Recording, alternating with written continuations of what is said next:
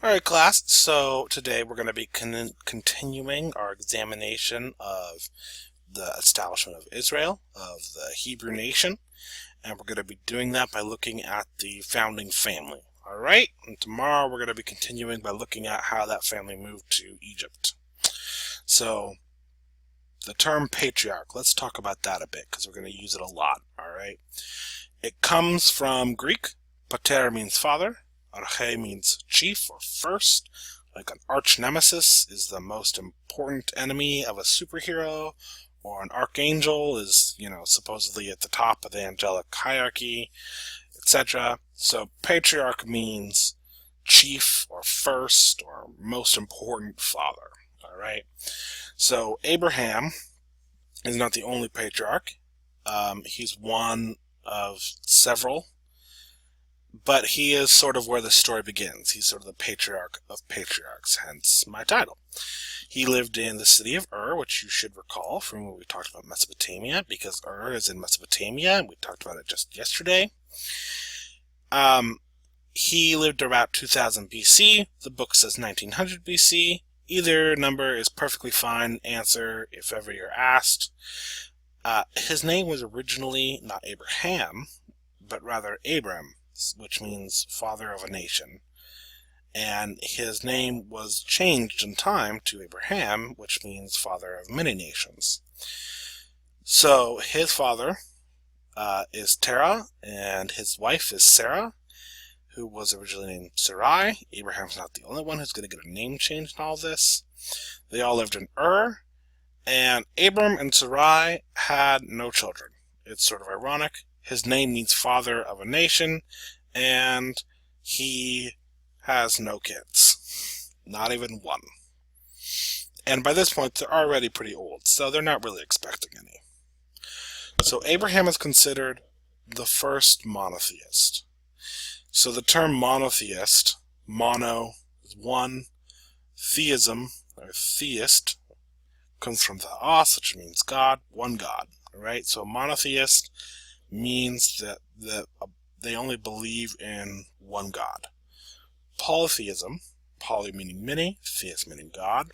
So a polytheist is somebody who believes in many gods, like all of Mesopotamia, you might recall from when we studied that last unit, Egypt, which we studied last unit, China, India, everyone we studied last unit, they were all polytheists.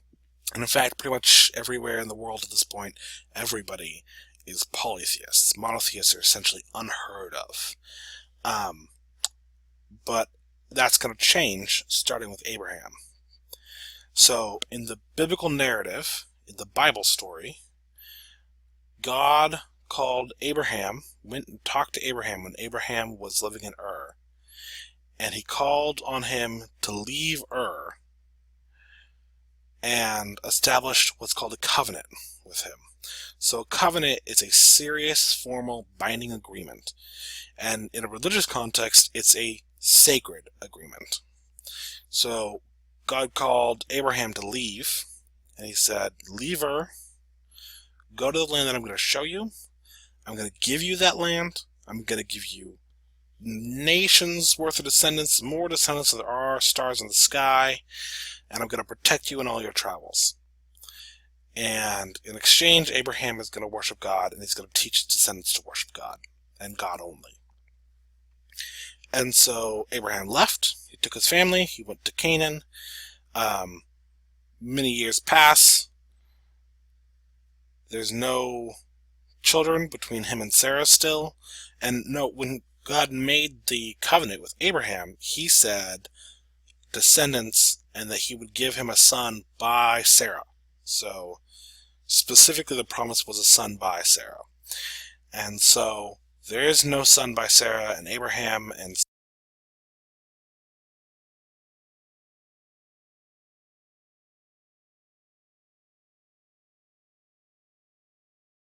Sarah decide they're going to fix this. So they make up their mind that Hagar, Sarah's maid, is going to step in. Abraham and Hagar are going to have a child. And they do, and they name him Ishmael. And I want you to remember Ishmael's name. He is very important. We're going to study matters later on that have to do with this whole issue when we study Islam. There's going to be some conflicting views about who's really the inheritor, who's really the heir of Abraham. 13 years later, after Ishmael's born, Sarah, according to the Bible, 90 years old, very old. Abraham, 100 years old, and they have another child. Excuse me. Abraham has another child. Sarah has a first child, Isaac, whom they name, well, obviously, Isaac. In Hebrew, it's pronounced Yitzchak, which means laughter. I don't know, I guess that's what they thought laughter sounded like. Because that's what it sounds like when you laugh, right? Yitzchak. I just think it's a hilarious name. Anyhow, so they named him Yitzchak, and they send away Ishmael. Yitzchak grows up, and he inherits the covenant from Abraham, and he gets married. He marries a girl named Rebecca, and they have 2 sons, Esau and Jacob. Esau and Jacob are twins, and Esau's the older brother. They're also polar opposites. Esau's a manly man. He's out hunting all the time. Every inch of him is covered in hair. I guess he's sort of the Gaston of the Bible. Jacob is more stay at home. He doesn't do those kinds of things. And eventually Jacob tricks Isaac on his deathbed into blessing him as if he were the older son. And this really angers Esau, and Esau threatens to kill him, and so Jacob runs away. And when he leaves, he goes on this adventure for probably something like 16 years, at least 14 years. He has a vision, and God tells him that he will inherit the covenant. And later on, many years later, he has another encounter with God, and God renames him not Jacob, but Israel, which is where the term Israel, as in the nation, comes from. So while Jacob's away, traveling away from home, he meets Leah and Rachel, and he ends up marrying them both. It's a long, weird story that we don't really have time for. I advise you to read it because it's hilarious, and it explains why at Jewish weddings the groom lifts the veil before they swear the vows, because he wants to make sure that he's marrying the right girl, because Jacob didn't marry the right girl. They have 12 sons. Each son is a patriarch of one of the 12 tribes of Israel.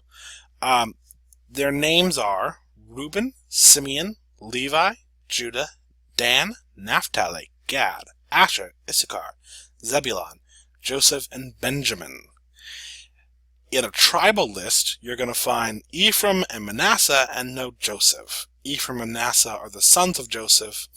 We're going to get into why that happens later. But to suffice it to say, there's not 13 tribes, there is 12 tribes. Now, I'm going to divide you all up into the 12 tribes. I'm going to divide you into groups. Each of you are going to be named after one of the tribes of Israel, and for the rest of this unit, when you do group work, you're going to do group work in your tribes, alright?